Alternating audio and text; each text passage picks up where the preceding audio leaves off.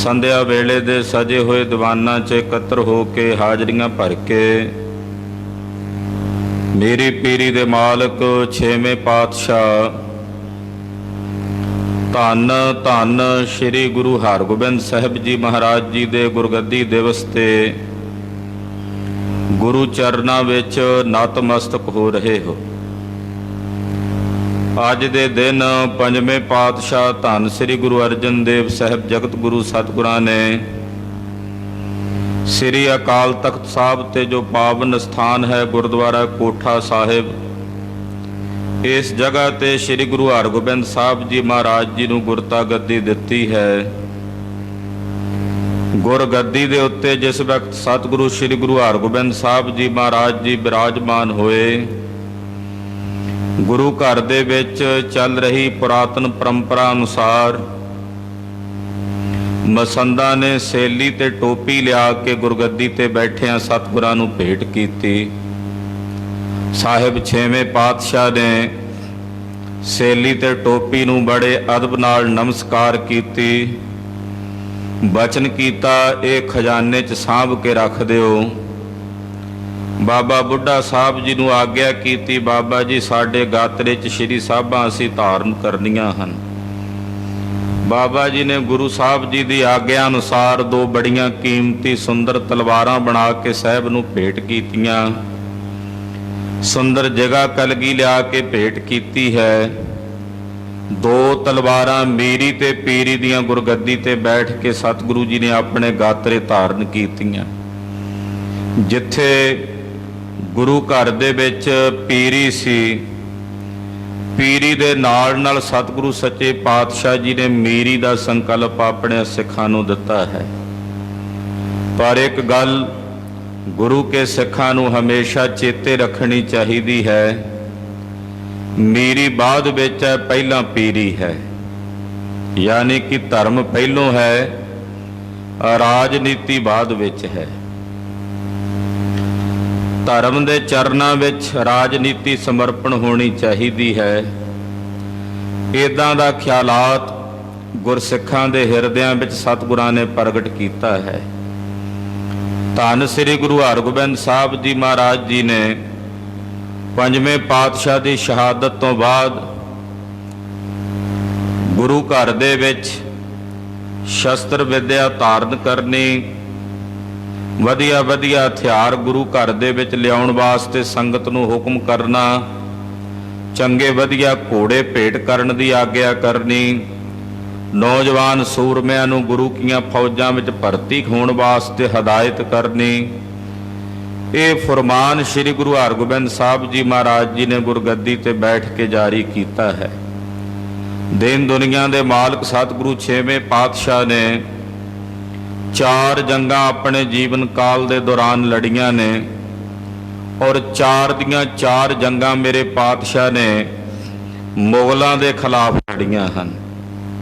ਮੁਗਲ ਕਿਹੜੇ?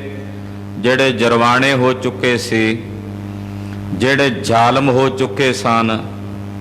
ਉਹਨਾਂ ਜ਼ਾਲਮਾਂ ਤੇ ਜ਼ੁਲਮ ਕਰਨ ਵਾਲਿਆਂ ਮੁਗਲਾਂ ਦੇ ਖਿਲਾਫ 4 ਜੰਗਾਂ ਮਹਾਰਾਜ ਜੀ ਨੇ ਲੜੀਆਂ ਨੇ, ਔਰ 4 ਦੀਆਂ 4 ਜੰਗਾਂ ਵਿੱਚ ਸ਼੍ਰੀ ਗੁਰੂ ਹਰਗੋਬਿੰਦ ਸਾਹਿਬ ਜੀ ਮਹਾਰਾਜ ਜੀ ਨੇ ਜਿੱਤ ਪ੍ਰਾਪਤ ਕੀਤੀ ਹੈ। ਐਸੇ ਮੇਰੀ ਪੀਰੀ ਦੇ ਮਾਲਕ ਦੀਨ ਦੁਨੀਆ ਦੇ ਪਾਤਸ਼ਾਹ ਜਿਨ੍ਹਾਂ ਬਾਬਤ ਭਾਈ ਸਾਹਿਬ ਭਾਈ ਗੁਰਦਾਸ ਜੀ ਨੇ ਲਿਖਿਆ, ਦਲ ਭੰਜਨ ਗੁਰ ਸੂਰਮਾ ਵੱਡ ਜੋਧਾ ਵੋ ਪਰਉਪਕਾਰੀ। ਸਤਿਗੁਰੂ ਜੀ ਦੁਸ਼ਮਣਾਂ ਦੇ ਵੱਡੇ ਵੱਡੇ ਦਲਾਂ ਨੂੰ ਭੰਨਣ ਵਾਲੇ ਹਨ, ਸੂਰਮੇ ਹਨ, ਯੋਧੇ ਹਨ। ਹੁਣ ਯੋਧਾ ਪਰਉਪਕਾਰੀ ਨਹੀਂ ਹੋ ਸਕਦਾ ਆਮ ਸਧਾਰਨ ਰੂਪ ਦੇ ਵਿੱਚ, ਪਰ ਸਤਿਗੁਰੂ ਐਸੇ ਯੋਧੇ ਨੇ ਕਿ ਜੇ ਸੂਰਮਤਾਈ ਨੂੰ ਧਾਰਨ ਕੀਤਾ ਤਾਂ ਉਹ ਵੀ ਪਰਉਪਕਾਰ ਵਾਸਤੇ। ਪਰਉਪਕਾਰੀ ਬਿਰਤੀ ਮਹਾਰਾਜ ਜੀ ਦੇ ਅੰਦਰ ਹੈ ਤੇ ਬੰਦੀ ਛੋੜ ਸਤਿਗੁਰੂ ਜੀ ਸਦਾਏ ਨੇ। ਐਸੇ ਮਹਾਨ ਪਰਉਪਕਾਰ ਸਤਿਗੁਰੂ ਛੇਵੇਂ ਪਾਤਸ਼ਾਹ ਨੇ ਕੀਤੇ ਹਨ। ਦੀਨ ਦੁਨੀਆ ਦੇ ਮਾਲਕ ਸਤਿਗੁਰੂ ਜੀ ਨੇ ਸ੍ਰੀ ਅੰਮ੍ਰਿਤਸਰ ਸਾਹਿਬ ਵਿਖੇ ਬਵੇਕਸਰ ਸਾਹਿਬ ਸਰੋਵਰ ਦੀ ਨੀਂਹ ਰੱਖ ਕੇ ਸਰੋਵਰ ਦੀ ਸੇਵਾ ਕਰਵਾ ਕੇ ਸਿੱਖਾਂ ਨੂੰ ਵਿਵੇਕ ਨਾਲ ਵਿਚਾਰ ਨਾਲ ਜੁੜਨ ਦਾ ਹੁਕਮ ਕੀਤਾ ਹੈ। और विवेक की धारनी होने का, विवेक विधि विवेक बुद्धि नूं धारण करने का हुक्म किया है। ऐसे दीन दयाल सतगुरु श्री गुरु हरगोबिंद साहब जी महाराज जी के गुरगद्दी दिवस ते समुचियां संगतां नूं लख लख बधाइयां ने। और मेरी पीरी दे मालक सतगुरु दीन दुनी दा पातशाह पातशाह पातशाह अडोला ऐसे सतगुरु श्री गुरु हरगोबिंद साहब जी के पवित्र चरनां विच बारंबार नमस्कार है, वंदना है। छेवें पातशाह दियां बेअंत सिफतां हन गुरु खालसा जी। बेअंत शोभा है महाराज छेवें पातशाह दी। जे तलवार पकड़ के जंग दे मैदान दे विच लड़दे ने, महान योधे ने, वीर रस दी बिरती धारण करदे ने।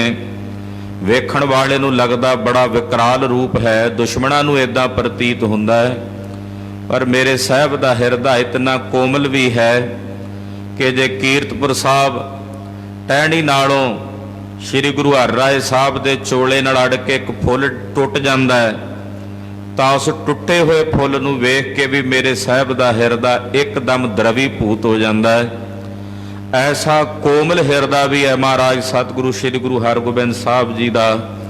तिन्हां दे चरणां विच बारंबार नमस्कार है।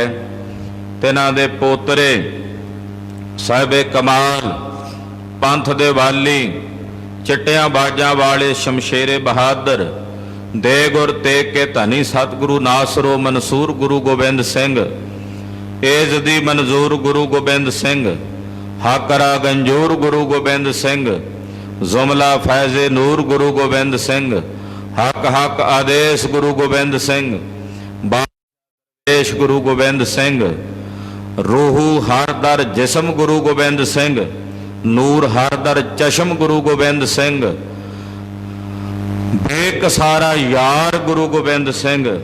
ऐसे महान सतगुरु श्री गुरु गोबिंद सिंह साहब जी का पवित्र इतिहास आप जी सरवण कर रहे हो। नादौन का जंग जो राजे भीम चंद की मदद वास्ते सतगुरु जी ने लड़िया।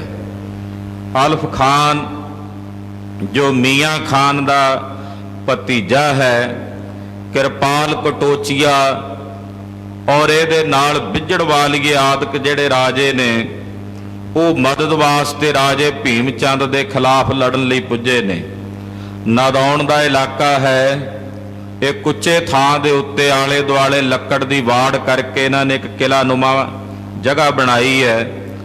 भीम चंद ने अपने वल्लों पूरी वाह लाई है, जोर लाया है, ताण लाया है कि इस वाड़ नूं तोड़ के अंदर जाके दुश्मनां नूं मारीए, पर वो वाड़ इन्नी मजबूत है, लकड़ां इन्नियां मोटियां ने, इन्हां दियां चलाइयां गोलियां बाहर ही ठंडियां हो जांदियां ने। तीरां ने तां की पारले पासे पहुंचना सी। भीम चंद ने आप खुद हल्ले कीते ने, पर इहदे हल्ले कामयाब नहीं होए। अखीर कलगियां वाले चोजी प्रीतम पातशाह दे चरनां दी आराधना कीती है। दशमेश पिता जी आप जी ने वचन किया सी कि नादौन दे जंग विच मेरी जित होवेगी, किरपा करो अपने कहे हुए वाक सफले करो। गरीब नवाज सतगुरु कलगीधर जी घोड़े ते सवार होए ने, जंग दे मैदान च रण भूमि विच आप अपनी फौज समेत रणजीत नगारा बजा के पहुंचे ने। राजे भीम चंद की जिंद च जिंद पै गई है। भीम चंद ने समर्पण कर दिता कलगीधर दे चरणां विच। महाराज ये सारियां फौजां आप जी दे अधीन हो के लड़दगियां, जिस नूं इशारा करके जिस तरफ भेजोगे उधर ये जाणगे। आप कमांड हेठां ये सारी फौज काम करेगी। हुण ये जित ते हार आप जी दे नां नाल ही जुड़नी है कलगीधर जी। मैं भी हुण आप जी दी फौज विच एक सिपह सलार बन के लड़ांगा, जरनैल बन के नहीं। मेरी इस सारी फौज की जरनैली भी कलगीधर जी आप जी ने कर दी है। दशमेश पिता घोड़े ते सवार होए ने, रण भूमि में आए ने। ਇਹਦਾ ਜ਼ਿਕਰ ਗੁਰਦੇਵ ਨੇ ਸ੍ਰੀ ਬਚਿੱਤਰ ਨਾਟਕ ਬਾਣੀ ਵਿੱਚ ਕਲਗੀਧਰ ਜੀ ਨੇ ਖੁਦ ਆਪ ਆਪਣੀ ਸਵੈ ਜੀਵਨੀ ਵਿੱਚ ਨਾਦੌਣ ਦਾ ਜੰਗ ਵਰਣਨ ਕਰਦਿਆਂ ਕੀਤਾ ਹੈ। ਮਹਾਰਾਜ ਜੀ ਉੱਥੇ ਲਿਖਦੇ ਨੇ, ਤਵੰ ਕੀਟ ਤੁਫੰਗੰ ਸੰਭਾਰੀ। ਤਵੰ ਕੀਟ ਵੇਖੋ ਮੇਰੇ ਸਤਿਗੁਰੂ ਕਲਗੀਧਰ ਪਾਤਸ਼ਾਹ ਕਾਲ ਨੇ ਆਪਣੇ ਆਪ ਨੂੰ ਕੀਟ ਰੂਪ ਕਰਕੇ ਵਰਣਨ ਕੀਤਾ ਮੇਰੇ ਸਤਿਗੁਰਾਂ ਨੇ। ਕੀਟ, ਕੀਟ ਕਿਸ ਨੂੰ ਕਹਿੰਦੇ ਆ? ਕੀੜੇ ਨੂੰ ਕਹਿੰਦੇ ਹੈ ਅਕਾਲ ਪੁਰਖ, ਮੈਂ ਜੋ ਤੇਰਾ ਕੀੜਾ ਹਾਂ, ਯਾਨੀ ਕਿ ਨਿੱਘਾ ਜਿਹਾ ਤੇਰਾ ਦਾਸ ਹਾਂ, ਸੇਵਕ ਹਾਂ। ਰਣ ਭੂਮੀ ਵਿੱਚ ਮੈਂ ਬੰਦੂਕ ਸੰਭਾਲੀ ਹੈ। ਬੰਦੂਕ ਸੰਭਾਲ ਕੇ ਮਹਾਰਾਜ ਜੀ ਜਿਵੇਂ ਲੜੇ ਨੇ। ਆਓ ਗੁਰੂ ਖਾਲਸਾ ਜੀ ਕਲਗੀਆਂ ਵਾਲੇ ਪਾਤਸ਼ਾਹ ਦਾ ਧਿਆਨ ਧਾਰਨ ਕਰੀਏ, ਸੁਰਤੀਆਂ ਬਿਰਤੀਆਂ ਨਦਾਉਣ ਦੀ ਧਰਤੀ ਤੇ ਲੈ ਚੱਲੀਏ। ਵੇਖੀਏ ਮੇਰੇ ਦਸ਼ਮੇਸ਼ ਪਾਤਸ਼ਾਹ ਦਾ ਜਾਹੋ ਜਲਾਲ ਕਿਵੇਂ ਮਹਾਨ ਤੇਜਸਵੀ ਹੋ ਕੇ ਚਿਹਰੇ ਦੇ ਉੱਤੇ ਸਤਿਗੁਰਾਂ ਦੇ ਲਾਲੀਆਂ ਧਗ ਧਗ ਕਰਦੀਆਂ ਨੇ, ਜਿਵੇਂ ਚੜ੍ਹਦੇ ਹੋਏ ਸੂਰਜ ਦਾ ਪ੍ਰਕਾਸ਼ ਹੁੰਦਾ ਹੈ। ਐਸੀ ਲੋ, ਐਸੀ ਰੌਸ਼ਨੀ ਦਸ਼ਮੇਸ਼ ਪਾਤਸ਼ਾਹ ਦੇ ਚਿਹਰੇ ਤੇ ਨਜ਼ਰ ਆਉਂਦੀ ਹੈ। ਮਹਾਰਾਜ ਜੀ ਦਾ ਧਿਆਨ ਧਾਰਦਿਆਂ ਹੋਇਆਂ, ਤੇਜਸਵੀ ਪ੍ਰਤਾਪੀ ਸਰੂਪ ਦਾ ਧਿਆਨ ਧਾਰਦੇ ਹੋਇਆਂ ਆਪਣੀਆਂ ਰਸਨਾਵਾਂ ਨੂੰ ਪਵਿੱਤਰ ਕਰੋ। ਜੀ ਸਤਿਨਾਮ ਵਾਹਿਗੁਰੂ ਸਾਹਿਬ ਜੀ, ਸਤਿਨਾਮ ਸ਼੍ਰੀ ਵਾਹਿਗੁਰੂ ਸਾਹਿਬ ਜੀ। ਪੁਚੰਗ ਪ੍ਰਿਆਦ ਚੰਦ ਤੋ ਪੰਗੇ ਕਸੀ ਪਾਏ ਬਾਰੂਦ ਗੋਰੀ। ਕਲਗੀਧਰ ਜੀ ਦੇ ਆਉਣ ਨਾਲ ਜਿੰਨੇ ਸੂਰਮੇ ਨੇ ਉਤਸ਼ਾਹਤ ਹੋਏ ਨੇ। ਸੂਰਮਿਆਂ ਨੇ ਬੰਦੂਕਾਂ ਸੰਭਾਲੀਆਂ ਨੇ, ਗੋਲੀਆਂ ਪਾ ਕੇ, ਬਾਰੂਦ ਪਾ ਕੇ ਗੋਲੀਆਂ ਨੂੰ ਚੰਗੀ ਤਰ੍ਹਾਂ ਭਰਿਆ ਤੇ ਗਜਾਂ ਨਾਲ ਠੋਕਿਆ ਹੈ। ਛੜੰਕੇ ਦੜੰਕੇ ਪਾਏ ਦੋਨ ਓਰੀ। ਦੋਹਾਂ ਪਾਸਿਓਂ ਜਿਹੜੇ ਸੂਰਮੇ ਨੇ, ਵੈਰੀ ਦਲ ਦੇ ਸੂਰਮੇ ਵੀ, ਕਿਰਪਾਲ ਕਟੋਚੀਏ ਦੀਆਂ ਫੌਜਾਂ, ਇੱਧਰ ਸਤਿਗੁਰਾਂ ਦੇ ਨਾਲ ਜਿੰਨੀ ਫੌਜ ਹੈ, ਰਾਜੇ ਭੀਮ ਚੰਦ ਦੀ ਜਿੰਨੀ ਫੌਜ ਹੈ, ਇਹਨਾਂ ਵੀ ਬੰਦੂਕਾਂ ਵਿੱਚ ਗੋਲੀਆਂ ਪਾ ਕੇ ਜਦੋਂ ਗਜਾਂ ਨਾਲ ਗੋਲੀਆਂ ਨੂੰ ਠੋਕਿਆ ਨਾ, ਤੇ ਕਹਿੰਦੇ ਦੋਹਾਂ ਪਾਸਿਓਂ ਗਜਾਂ, ਉਹ ਲੰਮੇ ਲੰਮੇ ਗਜ ਹੁੰਦੇ ਆ, ਗਜਦਾਰ ਬੰਦੂਕਾਂ ਤੁਸੀਂ ਵੇਖੀਆਂ ਹੋਣਗੀਆਂ, ਤੋੜੇਦਾਰ ਬੰਦੂਕਾਂ। ਕਿਤੇ ਕਿਤੇ ਮਹਾਰਾਜ ਜੀ ਦੇ ਇਤਿਹਾਸਕ ਸਥਾਨਾਂ ਤੇ ਸੋਭਦੀਕ ਨੇ, ਤੁਸੀਂ ਪੌਂਟਾ ਸਾਹਿਬ ਜਾਓ, ਉੱਥੇ ਉਹ ਦੋ ਬੰਦੂਕਾਂ ਤੋੜੇਦਾਰ ਦਰਸ਼ਨ ਹੁੰਦੇ ਨੇ। ਇਸੇ ਤਰ੍ਹਾਂ ਧਮਧਾਨ ਸਾਹਿਬ, ਤਖਤ ਸੱਚਖੰਡ ਹਜ਼ੂਰ ਸਾਹਿਬ ਦੇ ਖਜ਼ਾਨੇ ਵਿੱਚ ਤਾਂ ਬੇਨਤੀ ਉਹ ਤੋੜੇਦਾਰ ਬੰਦੂਕਾਂ ਹਨ। ਉਹਨਾਂ ਦੇ ਨਾਲ ਗਜ ਲੱਗਾ ਹੁੰਦਾ ਲੋਹੇ ਦਾ, ਉਹ ਅਗਲੇ ਪਾਸੋਂ ਬਰੂਦ ਤੇ ਗੋਲੀ ਪਾ ਕੇ ਗਜ ਦੇ ਨਾਲ ਬਰੂਦ ਨੂੰ ਚੰਗੀ ਤਰ੍ਹਾਂ ਠੋਕਦੇ ਨੇ। ਜਿੰਨਾ ਜ਼ਿਆਦਾ ਠੋਕਣਗੇ ਉਨਾ ਹੀ ਜ਼ਿਆਦਾ ਉਹਦਾ ਧਮਾਕਾ ਹੁੰਦਾ ਹੈ ਔਰ ਉਹਦੀ ਮਾਰ ਜ਼ਿਆਦਾ ਦੂਰ ਤੱਕ ਹੁੰਦੀ ਹੈ। ਕਹਿੰਦੇ ਉਹ ਲੋਹੇ ਦੇ ਗਜ ਜਦੋਂ ਬੰਦੂਕ ਦੀ ਨਾਲ ਵਿੱਚ ਪਾ ਕੇ ਠੋਕਦੇ ਨੇ ਨਾ ਗੋਲੀਆਂ ਨੂੰ ਜਾਂ ਬਰੂਦ ਨੂੰ, ਉਹਦੀ ਆਵਾਜ਼ ਦੂਰ ਤੱਕ ਦੋਨਾਂ ਸੂਰਮਿਆਂ ਦੀਆਂ ਬੰਦੂਕਾਂ ਦੀ ਸੁਣਾਈ ਦੇ ਰਹੀ ਹੈ। ਕਲਾ ਪੈ ਜੜੇ ਮੋੜ ਤੋੜੇ ਤੋ ਖੰਤੇ। ਕਲਾ ਹੁੰਦੀ ਹੈ ਉਹਦੇ ਉੱਤੇ ਤੋੜੇ ਮੋੜ ਕੇ, ਜਿਹੜੇ ਬਰੂਦ ਦੇ ਤੋੜੇ ਹੁੰਦੇ ਆ ਉਹ ਮੋੜ ਕੇ ਉੱਤੇ ਨਾਲ ਜੋੜੇ ਹੋਏ ਹਨ। ਤਾਰੇ ਹੱਥ ਪੈ ਸ਼ਤਰੂ ਸੋਈ ਡਪੰਤੇ। ਔਰ ਆਪਣੇ ਹੱਥਾਂ ਦੇ ਵਿੱਚ ਉਹਨਾਂ ਬੰਦੂਕਾਂ ਨੂੰ ਧਾਰਨ ਕੀਤਾ ਹੋਇਆ ਤੇ ਆਮੋ ਸਾਹਮਣੇ ਦੁਸ਼ਮਣਾਂ ਦੇ ਵੱਲ ਉਹਨਾਂ ਬੰਦੂਕਾਂ ਦੇ ਮੂੰਹ ਸਿੱਧੇ ਕੀਤੇ ਹੋਏ ਨੇ ਔਰ ਗੋਲੀਆਂ ਚੱਲੀਆਂ ਨੇ। ਕਹਿੰਦੇ ਇੱਕਦਮ ਪਲੀਤੇ ਧੁਖੇ ਨੇ ਤੇ ਕਲਾਵਾਂ ਜਿਹੜੀਆਂ ਨੇ, ਘੋੜੇ ਜਿਹੜੇ ਨੇ ਉਹ ਦੱਬੇ ਨੇ ਸੂਰਮਿਆਂ ਯੋਧਿਆਂ ਨੇ, ਗੋਲੀਆਂ ਛੁੱਟੀਆਂ ਹਨ।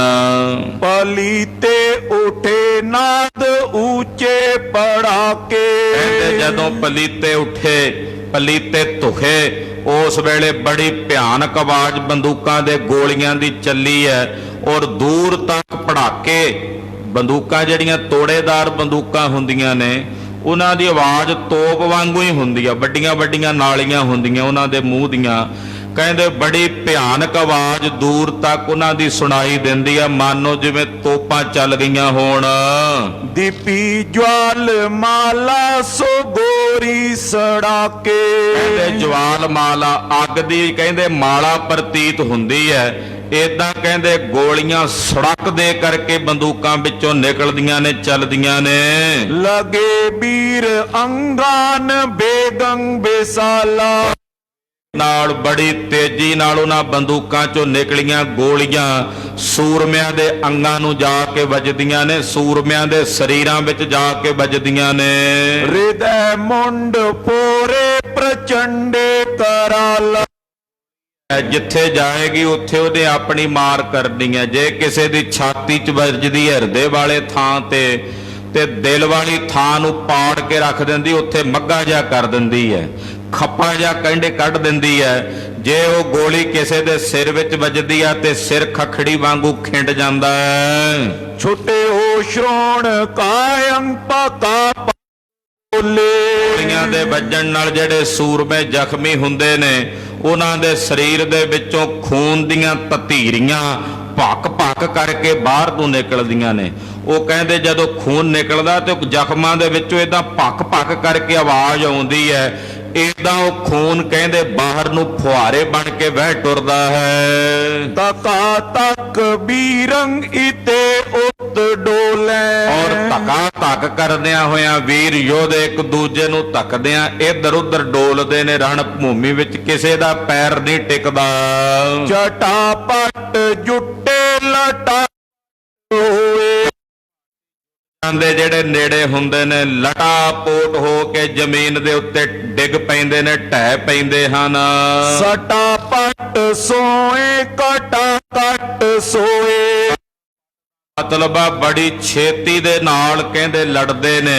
ਔਰ ਲੜਦਿਆਂ ਲੜਦਿਆਂ ਜਦੋਂ ਸੂਰਮੇ ਆਪਣੀ ਪੂਰੀ ਰੀਝ ਲਾ ਲੈਂਦੇ ਨੇ ਲੜਦਿਆਂ ਲੜਦਿਆਂ ਤੇ ਆਖਰਕਾਰ ਰਣ ਭੂਮੀ ਦੇ ਵਿੱਚ ਜ਼ਮੀਨ ਦੇ ਉੱਤੇ ਭੁੰਜੇ ਪਿਆਂ ਸੌ ਜਾਂਦੇ ਨੇ।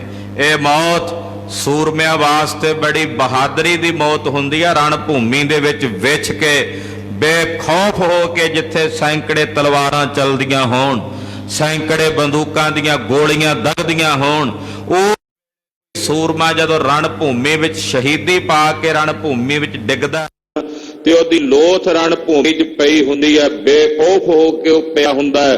ਕਹਿੰਦੇ ਲਤਾਂ ਪਸਾਰ ਕੇ ਇਹ ਮੌਤ ਸੂਰਮੇ ਵਾਸਤੇ ਕਹਿੰਦੇ ਬੜੀ ਬਹਾਦਰੀ ਦੀ ਮੌਤ ਉਹ ਆਪਣੇ ਆਪ ਵਾਸਤੇ ਗਿਣਦਾ ਹੈ। ਔਰ ਇਹੋ ਜੀ ਮੌਤ ਨੂੰ ਕਹਿੰਦੇ ਬਹੁਤ ਸਾਰੇ ਸੂਰਮੇ ਰਣ ਭੂਮੀ 'ਚ ਪ੍ਰਾਪਤ ਕਰ ਰਹੇ ਨੇ। ਕਰੀ ਟੋਏ ਟੂਕੇ ਗੁਰੂ ਕੇ ਸਾਈ। ਔਰ ਕਈ ਸੂਰਮੇ ਸਤਿਗੁਰਾਂ ਦੀ ਸਹਾਇਤਾ ਵਾਸਤੇ ਮਹਾਰਾਜ ਜੀ ਦੇ ਨਾਲ ਨਾਲ ਹੋ ਕੇ ਢੁੱਕ ਕੇ ਅੱਗੇ ਜਾ ਰਹੇ ਨੇ। ਉਹਦੇ ਬਾਹਰੇ ਵੀਰ ਦੀਨੇ ਬਜਾਈ। ਜਿਹੜੇ ਸਾਹਮਣੇ ਯੋਧੇ ਆਏ ਸੀ ਨਾ ਕਿਰਪਾਲ ਕਟੋਚੀਏ ਦੇ, ਜਿਹੜਾ ਅੱਗੇ ਵੱਧ ਕੇ ਆਏ ਸੀ ਬਾੜ ਚੋਂ ਨਿਕਲ ਕੇ ਇੱਕ ਵਾਰੀ ਉਹਨਾਂ ਨੂੰ ਭਾਜੜਾ ਪਾ ਕੇ ਭਜਾ ਦਿੱਤਾ ਹੈ। ਬਾਰੇ ਬਾਰ ਮੈਂ ਬਾਰ ਬਾਰੀ ਬਿਲੋ ਕੇ। ਕਲਗੀਧਰ ਜੀ ਨੇ ਹੋ ਜਾ ਜ਼ੋਰ ਦਾ ਹੱਲਾ ਕੀਤਾ ਵੀ ਜਿਹੜੇ ਵਾੜ ਚੋਂ ਬਾਹਰ ਨਿਕਲ ਕੇ ਲੜ ਰਹੇ ਸੀ ਨਾ ਸਤਿਗੁਰਾਂ ਦੇ ਹੱਲੇ ਦੇ ਨਾਲ ਉਹ ਭੱਜ ਕੇ ਵਾੜ ਦੇ ਅੰਦਰ ਜਾ ਵੜੇ ਨੇ ਤੇ ਮਾਰ ਦਿੱਤੇ ਵਾੜ ਦੇ ਬਾਹਰਲੇ ਪਾਸੇ ਹੀ। ਉਹ ਲੱਕੜ ਦਾ ਕਿਲਾ ਬਣਿਆ ਹੋਇਆ ਸੀ ਨਾ ਆਲੇ ਦੁਆਲੇ। ਉਹ ਜਿਹੜੇ ਬਾਹਰ ਆ ਕੇ ਲੜਦੇ ਸਨ ਉਹ ਮਾਰ ਮੁਕਾਏ ਤੇ ਬਹੁਤ ਸਾਰੇ ਭੱਜ ਕੇ ਅੰਦਰ ਵੜ ਕੇ ਜਾਨ ਬਚਾਉਣ ਲਈ। ਟੋਕੇ ਨੇਰ ਪਾਇਓ ਨਹੀਂ ਜਾਏ ਰੋਕੇ। ਔਰ ਕਹਿੰਦੇ ਇੰਨੇ ਜ਼ਿਆਦਾ ਨੇੜੇ ਹੋ ਟੁੱਕੇ ਕਿ ਮਹਾਰਾਜ ਜੀ ਦੇ ਸੂਰਮੇ ਰਾਜੇ ਭੀਮ ਚੰਦ ਦੀਆਂ ਫੌਜਾਂ ਹੁਣ ਉਹਨਾਂ ਦੇ ਰੋਕਿਆਂ ਰੁਕਦੀਆਂ ਨਹੀਂ। ਤਾੜਾ ਤਾੜ ਗੋਰੀ ਨ ਕੀ ਮਾਰ ਮਾਚੀ। ਬੰਦੂਕਾਂ ਦੀ ਗੋਲੀਆਂ ਦੀ ਇੰਨੀ ਤੜਾਤੜੀ ਮਾਰ ਮਚੀ ਹੈ ਵੀ ਗੋਲੀਆਂ ਦੀ ਗਿਣਤੀ ਨਹੀਂ ਵੀ ਕਿੰਨੀਆਂ ਗੋਲੀਆਂ ਰਣ ਭੂਮੀ 'ਚ ਵਗੀਆਂ ਹਨ। ਮਿਲੀ ਜੋਗਨੀ ਸ਼੍ਰੋਣ ਪੀਵੇਂ ਸੋ ਨਾਚੀ। ਜਦੋਂ ਕਲਗੀਧਰ ਆਪਣੀਆਂ ਫੌਜਾਂ ਦੇ ਸਮੇਤ ਰਣ ਭੂਮੀ 'ਚ ਵੈਰੀ ਦਲ ਨੂੰ ਫੁੰਡਦੇ ਨੇ, ਮਾਰਦੇ ਨੇ, ਉਸ ਵੇਲੇ ਯੋਗਣੀਆਂ ਖੁਸ਼ ਹੋ ਕੇ ਰਣ ਭੂਮੀ 'ਚ ਪਹੁੰਚੀਆਂ ਨੇ। ਖੱਪਰ ਫੜੇ ਹੋਏ ਨੇ ਤਿੰਨਾਂ ਨੇ ਔਰ ਉਹ ਯੋਗਣੀਆਂ ਸੂਰਮਿਆਂ ਦਾ ਜਿੱਥੋਂ ਸਰੀਰ ਵਿੱਚੋਂ ਤਾਜ਼ਾ ਤਾਜ਼ਾ ਖੂਨ ਭੱਕ ਭੱਕ ਕਰਕੇ ਬਾਹਰ ਨਿਕਲਦਾ ਹੈ ਉਹ ਨਾਲ ਲਾ ਲੈਂਦੀਆਂ ਨੇ ਖੱਪਰ ਭਰ ਕੇ। ਉਹ ਖੱਪਰ ਫਿਰ ਪੀਂਦੀਆਂ ਤੇ ਕਿਲਕਾਰੀਆਂ ਮਾਰਦੀਆਂ ਹਨ। ਨਭੰਗੀ ਦੇ ਆਈ ਪ੍ਰਮੇ ਬਾਰ ਬਾਰੀ। ਆਕਾਸ਼ ਦੇ ਵਿੱਚ ਉੱਚੀਆਂ ਉੱਚੀਆਂ ਗਿੱਧਾਂ ਉੱਡਦੀਆਂ ਥੱਲੇ ਰਣ ਭੂਮੀ ਵਿੱਚ ਆ ਗਈਆਂ ਨੇ ਜਿਹੜੀਆਂ ਸੂਰਮਿਆਂ ਦਾ ਮਾਸ ਪਲ ਭਖ ਕੇ ਉੱਚੀ ਉੱਚੀ ਆਵਾਜ਼ ਦੇ ਵਿੱਚ ਬੋਲਦੀਆਂ ਹਨ। ਪਖੇ ਮਾਸ ਕੋ ਚੀਕ ਉੱਚੇ ਪੁਕਾਰੀ। ਉਹ ਚੀਲਾਂ ਗਿੱਧਾਂ ਇੱਲਾਂ ਕਾਂ ਇਹ ਮਾਸ ਖਾ ਕੇ ਆ ਕੇ ਖਾਣ ਤੋਂ ਬਾਅਦ ਉੱਚੀ ਉੱਚੀ ਆਵਾਜ਼ ਦੇ ਵਿੱਚ ਬੋਲਦੇ ਹਨ। ਇਹਨਾਂ ਦੀ ਆਵਾਜ਼ ਦੂਰ ਤੱਕ ਸੁਣਾਈ ਦਿੰਦੀ ਆ। ਰਣ ਭੂਮੀ ਨੂੰ ਇਹ ਹੋਰ ਜ਼ਿਆਦਾ ਭਿਆਨਕ ਤੇ ਬੀਭਤਸ ਬਣਾ ਰਹੇ ਹਨ। ਰਿਦੇ ਕੋਪ ਤਾਰੇ ਮਹਾਂਬੀਰ ਟੂਕੇ। ਜਿਹੜੇ ਮਹਾਵੀਰ ਯੋਧੇ ਨੇ ਹਿਰਦੇ 'ਚ ਪੂਰਾ ਰੋਸ ਧਾਰਨ ਕਰਕੇ ਅੱਗੇ ਢੁਕੇ ਹਨ, ਲੜੇ ਹਨ। ਚਾਹੇ ਬਾਰ ਕੋ ਬਾਰ ਬੇਜੋ ਪਬੂਕੇ। ਔਰ ਕਹਿੰਦੇ ਜਿਵੇਂ ਕਿਸੇ ਭਬੂਕੇ ਨੂੰ ਵੇਖ ਕੇ ਭਮੱਕੜ ਨਹੀਂ ਜਾ ਕੇ ਵਿੱਚ ਭੱਜ ਕੇ ਪੈ ਜਾਂਦੇ ਪਤੰਗੇ ਦੇ ਵਿੱਚ, ਉਹ ਸੜਨ ਵਾਸਤੇ ਭੱਜ ਭੱਜ ਕੇ ਪੈਂਦੇ ਆ ਉਹ ਲਾਟ ਨੂੰ ਵੇਖ ਕੇ। ਕਹਿੰਦੇ ਏਦਾਂ ਸੂਰਮੇ ਲੜਨ ਵਾਸਤੇ ਭੱਜ ਭੱਜ ਕੇ ਅੱਗੇ ਆਉਂਦੇ ਤੇ ਮਰਦੇ ਹਨ। ਲੀਏ ਚਾਂਪ ਚੋਂਪੇ ਚਲੇ ਚੁੰਗ ਉੱਚੇ। ਔਰ ਕਹਿੰਦੇ ਧਨਕ ਪਕੜ ਕੇ ਬੰਦੂਕਾਂ ਪਕੜ ਕੇ ਸੂਰਮੇ ਉੱਚੇ ਥਾਂ ਵਾਲੇ ਪਾਸੇ ਜਿੱਥੇ ਕਟੋਚੀਏ ਦੀ ਫੌਜ ਸੀ ਉਸ ਪਾਸੇ ਸੂਰਮੇ ਵਧਣ ਲੱਗੇ ਹਨ। ਚਲਾ ਚਾਲ ਹੋਈ ਚਪੇ ਲਾਜ ਮੂਚੇ। ਕਹਿੰਦੇ ਚਲਾ ਚਲੀ ਹੋ ਗਈ ਆ ਵੀ ਹੱਲਾ ਕਰੋ, ਛੇਤੀ ਨਾਲ ਪਹੁੰਚੋ। ਆਪਣੇ ਸੂਰਮੇਤਾਈ ਦੀ ਜਿਹੜੀ ਲਾਜ ਹੈ ਉਹਨੂੰ ਨਿਭਾਉਂਦੇ ਹਨ। ਛੋਟੇ ਤੀਰ ਤੀਖੇ ਬੜੇ ਬੇਗ ਵਾਰੇ। ਬੜੇ ਵੇਗ ਨਾਲ ਤਿੱਖੇ ਤਿੱਖੇ ਤੀਰ ਰਣ ਭੂਮੀ ਵਿੱਚ ਚੱਲੇ ਹਨ। ਲਗੇ ਅੰਗ ਮੈਂ ਫੋਰ ਪ੍ਰਾਨੇ ਨਿਕਾਰੇ। ਉਹ ਤੀਰ ਜਿਹਦੇ ਅੰਗਾਂ ਵਿੱਚ ਵੱਜਦੇ ਨੇ ਪ੍ਰਾਣ ਨਿਕਾਲ ਦਿੰਦੇ, ਪ੍ਰਾਣ ਕੱਢ ਦਿੰਦੇ ਹਨ। ਸਟਾ ਸੱਟ ਸੇਲੇ ਪਾਈ ਰੇਲ ਪੇਲਾ। ਸੇਲੇ ਬਰਛੇ ਚੱਲੇ ਨੇ ਬੜੀ ਤੇਜ਼ੀ ਨਾਲ, ਇੱਕ ਦੂਜੇ ਨੂੰ ਧੱਕਦੇ ਹੋਏ ਅੱਗੇ ਵਧਦੇ ਨੇ ਸੂਰਮੇ ਬਰਛਿਆਂ ਨਾਲ। ਫਿਰੇ ਆਲ ਬਾਲੇ ਬੜੋ ਕਾਲ ਹੀਲਾ। ਚਾਰੇ ਪਾਸੇ ਆਲ ਬਾਲੇ ਦਾ ਮਤਲਬ ਆਲੇ ਦੁਆਲੇ ਸੂਰਮੇ ਫਿਰਦੇ ਨੇ ਔਰ ਬੜੇ ਜ਼ੋਰ ਦਾ ਭੇਲਾ ਕਹੀਏ ਹੱਲਾ ਕਰਦੇ ਹਨ, ਭੇੜ ਕਰਦੇ ਹਨ। ਕਿਤੇ ਮੂਰਛਾ ਖਾਏ ਬੰਕੇ ਸਿਪਾਈ। ਕਈ ਬੰਕੇ ਯੋਧੇ ਜ਼ਖਮ ਦੀ ਤਾਬ ਨਾ ਸਹਾਰਦਿਆਂ ਹੋਇਆਂ, ਜ਼ਖਮ ਦਾ ਕਈ ਵੱਡੇ ਵੱਡੇ ਜ਼ਖਮ ਹੁੰਦੇ, ਇੱਕਦਮ ਜਦੋਂ ਆ ਕੇ ਗੋਲੀ ਵੱਜਦੀ ਆ, ਤੀਰ ਵੱਜਦਾ ਹੈ, ਮਰਦੇ ਨਹੀਂ ਪਰ ਕਈ ਬੇਹੋਸ਼ ਹੋ ਕੇ ਡਿੱਗ ਪੈਂਦੇ ਹਨ। ਇੰਨੀ ਜ਼ਿਆਦਾ ਭਿਆਨਕ ਕਹਿੰਦੇ ਮਾਰ ਵੱਜਦੀ ਆ ਸ਼ਸਤਰ ਦੀ, ਕਈ ਬੇਹੋਸ਼ੀ ਦੇ ਨਾਲ ਮੂਰਛਤ ਹੋ ਕੇ ਡਿੱਗ ਪੈਂਦੇ ਹਨ। ਕਿਤੇ ਕੂਮ ਚੂਮੇ ਕਨੇ ਕਾਵ ਖਾਈ। ਕਈ ਜ਼ਖਮ ਖਾ ਕੇ ਰਣ ਭੂਮੀ ਦੇ ਵਿੱਚ ਭਮਾਟੀਆਂ ਲੈਂਦੇ ਫਿਰਦੇ ਨੇ, ਰਣ ਭੂਮੀ 'ਚ ਝੂਮਦੇ ਨੇ, ਉਹ ਇੱਧਰ ਉੱਧਰ ਡਾਵਾਂਡੋਲ ਹੋਏ ਫਿਰਦੇ ਨੇ ਜ਼ਖਮਾਂ ਨਾਲ। ਭਾਈ ਲੋਥ ਪੋਥਾਨ ਦੀ ਹੰਕਾਰਾਲਾ। ਕਹਿੰਦੇ ਏਦਾਂ ਲੋਥਾਂ ਦੀਆਂ ਲੋਥਾਂ ਦੇ ਢੇਰ ਲੱਗ ਗਏ ਨੇ, ਬੜੀਆਂ ਦੀ ਹੰਕਾਰਾਲਾ ਭਿਆਨਕ, ਕਹਿੰਦੇ ਦੂਰ ਤੱਕ ਭਿਆਨਕ ਮਾਰ ਮਚੀ ਹੈ। ਪਖੇ ਮਾਸ ਕੋ ਸਿਆਲ ਬੋਲੇ ਬੇਸਾਲਾ। ਗਿੱਦੜ ਤੇ ਕੁੱਤੇ ਆ ਕੇ ਮਾਸ ਭਖਦੇ ਨੇ ਤੇ ਉੱਚੀ ਉੱਚੀ ਰੂੜਾਂ ਕੱਢ ਕੇ ਬੋਲਦੇ ਕੂਕਦੇ ਨੇ। ਡਕੀ ਡਾਕਣੀ ਡਾਰ ਡੋਲੇ ਡਕਾਰੇ। ਬਹੁਤ ਸਾਰੀਆਂ ਡਾਕਣੀਆਂ ਆ ਕੇ ਡਕੀਆਂ ਹੋਈਆਂ, ਉਹ ਲਹੂ ਖਾ ਕੇ ਮਾਸ ਭਖ ਕੇ ਡਕਾਰ ਮਾਰਦੀਆਂ ਹਨ। ਪਲੰਗ ਹੇਤ ਲੇਤੀ ਕੀਤੇ ਦੇਹ ਫਾਰੇ। ਔਰ ਮਾਸ ਖਾਣ ਵਾਸਤੇ ਦੇਹਾਂ ਨੂੰ ਆਪਣੇ ਹੱਥਾਂ ਨਾਲ ਫਾੜ ਫਾੜ ਕੇ ਚੀਰ ਚੀਰ ਕੇ ਵਿੱਚੋਂ ਮਾਸ ਕੱਢ ਕੱਢ ਖਾਂਦੀਆਂ ਹਨ। ਪਾਈ ਭੀਮ ਭੂਮੀ ਭਯੰਪੂਰ ਪ੍ਰਾਂਤੇ। ਸਾਰੀ ਰਣ ਭੂਮੀ ਨਾਦੌਣ ਦੀ ਬੜੀ ਭਿਆਨਕ ਹੋ ਗਈ ਆ, ਰਣ ਭੂਮੀ ਲਹੂ ਦੇ ਨਾਲ ਸੂਰਮਿਆਂ ਦੇ ਲਾਲ ਸੁਰਖ ਹੋ ਗਈ ਹੈ। ਨਚੇ ਭੂਤ ਪ੍ਰੇਤੰ ਪੀਰੇ ਮਾਸ ਖਾਤੇ। ਬਹੁਤ ਸਾਰੇ ਭੂਤ ਪ੍ਰੇਤ ਰਣ ਭੂਮੀ ਦੇ ਵਿੱਚ ਨੱਚਦੇ ਨੇ, ਮਾਸ ਖਾਂਦੇ ਹਨ। ਗੁਰੂ ਸੰਗ ਹੋਏ ਮਚਿਓ ਜੰਗ ਪਾਰਾ। ਕਲਗੀਧਰ ਪਾਤਸ਼ਾਹ ਜਦੋਂ ਰਾਜੇ ਭੀਮ ਚੰਦ ਦੀ ਮਦਦ ਵਾਸਤੇ ਨਾਲ ਅੱਗੇ ਹੋ ਕੇ ਲੜ ਰਹੇ ਨੇ, ਬੜਾ ਭਿਆਨਕ ਜੰਗ ਮਚਿਆ, ਬੜਾ ਘਮਾਸਾਨ ਜੰਗ ਮਚਿਆ ਹੈ। ਪਟੰਗ ਅੰਗ ਪੰਗੇ ਸੁਰੰਗੇ ਅਖਾਰਾ। ਬੜੇ ਸੂਰਮਿਆਂ ਦੇ ਅੰਗ ਭੰਨੇ ਗਏ ਨੇ ਔਰ ਅਖਾੜਾ ਰਣ ਭੂਮੀ ਦਾ ਸੂਰਮਿਆਂ ਦੇ ਲਹੂ ਨਾਲ ਰੰਗ ਸਹਿਤ ਹੋ ਗਿਆ ਹੈ। ਇਸੀ ਰੀਤ ਕੇਰਿਓ ਜਬੇ ਬਾਰ ਜਾਈ। ਕਹਿੰਦੇ ਇਸੇ ਤਰ੍ਹਾਂ ਚਲਦਿਆਂ ਚਲਦਿਆਂ ਕਟੋਚੀਆ ਜਿਹੜੀ ਵਾੜ ਕਰਕੇ ਬੈਠਾ ਹੋਇਆ ਸੀ ਨਾ ਲੱਕੜਾਂ ਦੀ, ਉਹ ਵਾੜ ਨੂੰ ਜਾ ਕੇ ਮਹਾਰਾਜ ਜੀ ਦੇ ਸਮੇਤ ਫੌਜਾਂ ਨੇ ਨੇੜੇ ਹੋ ਕੇ ਘੇਰਾ ਪਾ ਲਿਆ।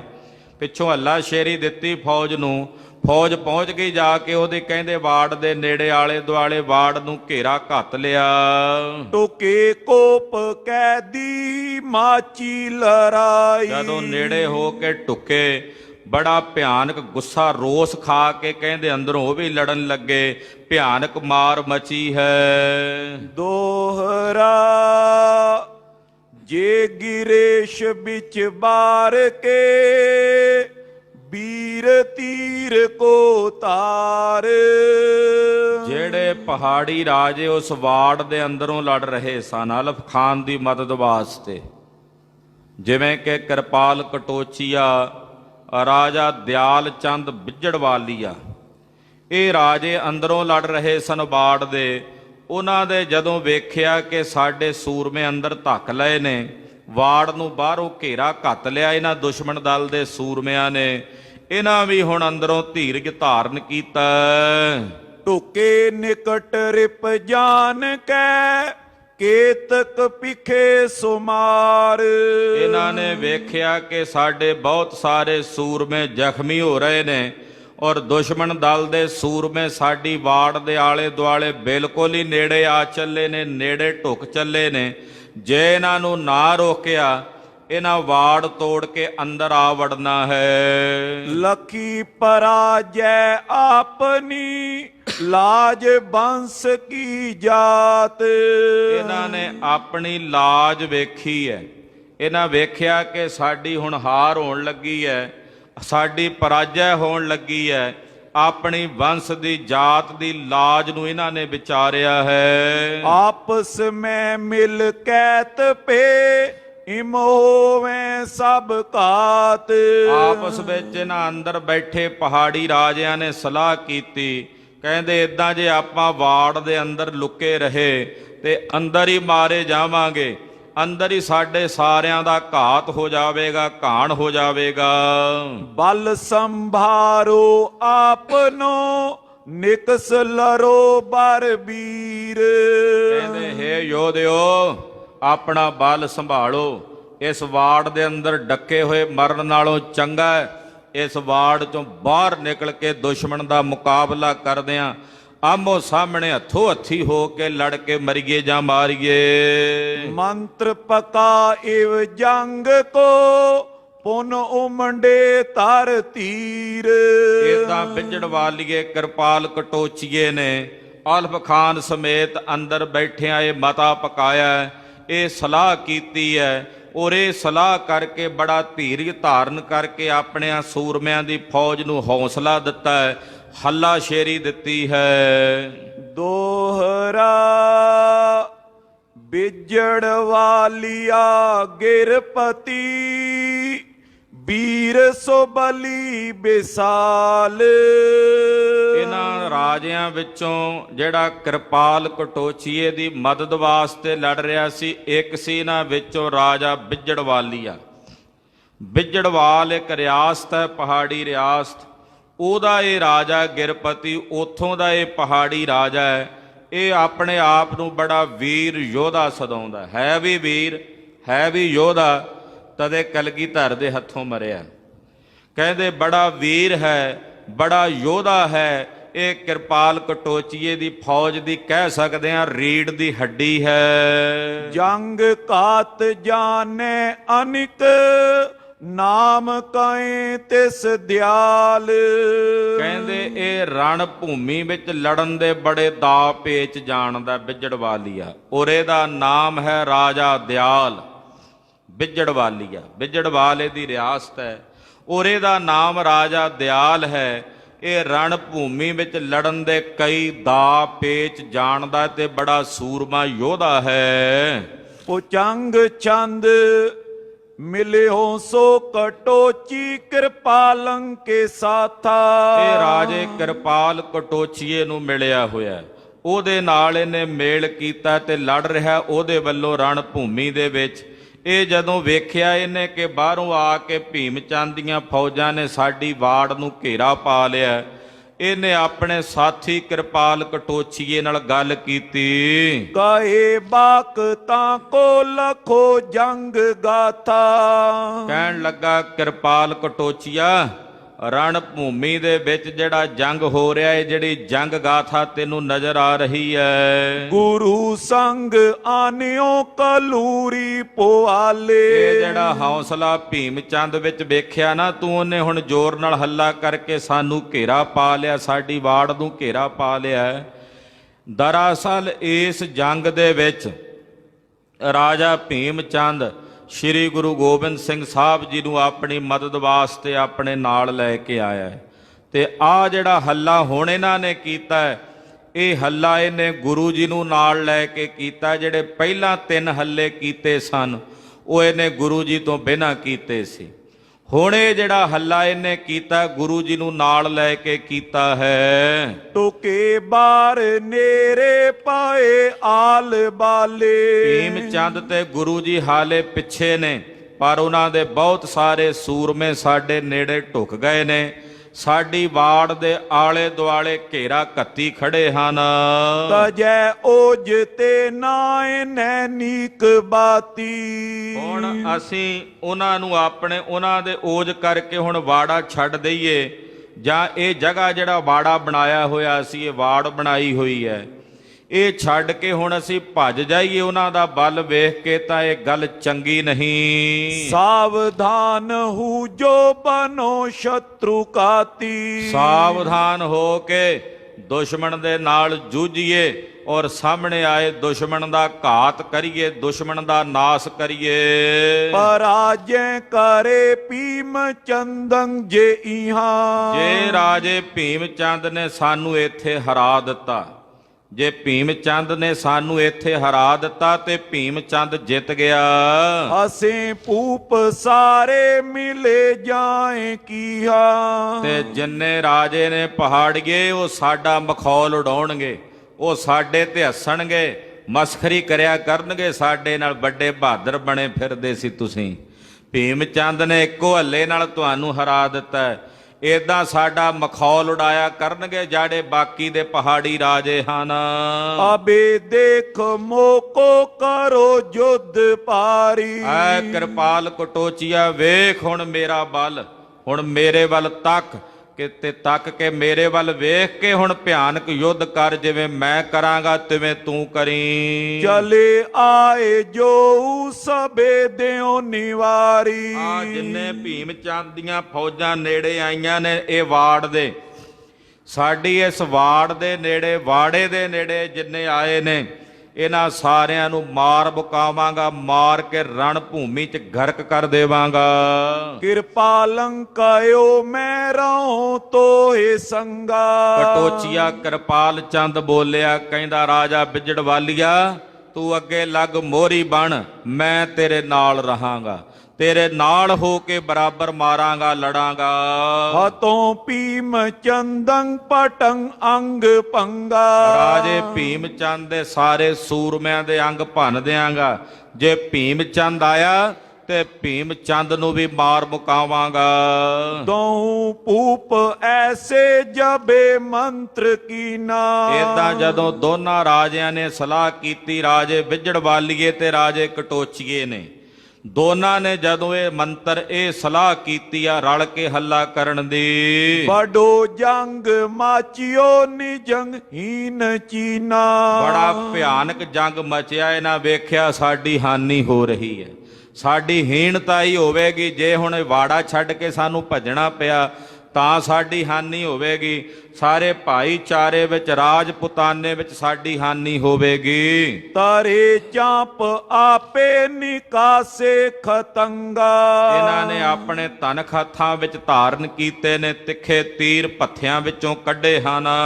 ਹਕਾਰੇ ਮਹਾਵੀਰ ਲੈ ਆਪ ਸੰਗਾ। ਔਰ ਚੰਗੇ ਮਹਾਵੀਰ ਯੋਧੇ ਚੋਣੇ, 94 ਯੋਧੇ ਜਿਹੜੇ ਸਨ ਇਹਨਾਂ ਦੀ ਫੌਜ ਚੋਂ, ਉਹ ਇਹਨਾਂ ਨੇ ਚੁਣ ਕੇ ਆਪਣੇ ਨਾਲ ਲਏ ਹਨ। ਗਏ ਬ੍ਰਿੰਦ ਸੇਲੇ ਤੋਂ ਪੰਗੇ ਸੰਭਾਰੀ। ਉਹਨਾਂ ਯੋਧਿਆਂ ਨੇ ਬਹੁਤ ਸਾਰੇ ਬਰਛੇ ਤੇ ਬੰਦੂਕਾਂ ਆਪਣੇ ਹੱਥਾਂ 'ਚ ਸੰਭਾਲੀਆਂ ਹਨ।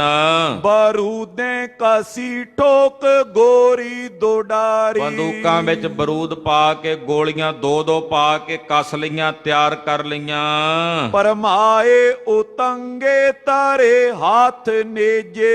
ਨੇਜੇ ਵੱਡੇ ਵੱਡੇ ਵੱਡੇ ਹੱਥਾਂ 'ਚ ਫੜੇ ਉੱਚੀ ਉੱਚੀ ਗੋਲ ਗੋਲ ਘਮਾਉਂਦੇ ਨੇ, ਭਰਮਾਉਂਦੇ ਨੇ, ਵਿਖਾਉਂਦੇ ਨੇ। ਹਤੇ ਸ਼ਤਰੂ ਸੋਹੈ ਜਮੰ ਤਾਮ ਭੇਜੇ। ਔਰ ਇਹਨਾਂ ਦੇ ਹੱਥਾਂ ਦੇ ਵਿੱਚ ਸੋਭ ਰਹੇ ਨੇ, ਔਰ ਕਹਿੰਦੇ ਇਹਨਾਂ ਬਰਛਿਆਂ ਨੇਜਿਆਂ ਨਾਲ ਮਾਰ ਕੇ ਸ਼ਤਰੂਆਂ ਨੂੰ ਜੰਮਾਂ ਦੇ ਘਰ ਭੇਜਾਂਗੇ। ਚਲੇ ਬਾਰ ਛੋਰਿਓ ਤਬੇ ਬਾਜ ਲਿਆਏ। ਉਹ ਜਿਹੜਾ ਵਾੜਾ ਬਣਾਇਆ ਹੋਇਆ ਸੀ ਨਾ ਇਹਨਾਂ ਨੇ ਲੱਕੜਾਂ ਦੀਆਂ, ਕਾਠ ਦੀ ਆਲੇ ਦੁਆਲੇ ਵਾੜ ਕਰਕੇ, ਉਹਨੂੰ ਛੱਡ ਕੇ ਬਾਹਰ ਨਿਕਲੇ ਨੇ।